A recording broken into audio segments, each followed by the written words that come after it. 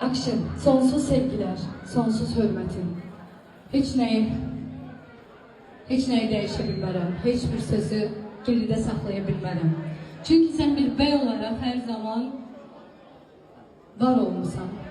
Centilmen olaraq hər zaman onu qoruyub saxlamısan. Həqiqətən adam gibi adamsın. Mənim sözümdür. Hər zaman yaxşı ol. Səni ürəkdən təbrik edirəm. Çox sağ ol. Mən səninlə bərabər olanda özümü təhlükəsiz hiss edirəm. Çünki sən həqiqətən də yanında olan xanıma o özgüvəni bəxş edirsən. Alqışlayıram səni və sənin doğum günün mübarək olsun. Çox sağ ol, təşəkkür ederim. Nəfəs Alqışlar qız. Alqış. Şoka düşməyim qətiyə. Hər zaman bunu demişəm və yenə də deyirəm. Nə deyirəm? O da mənə qalsın.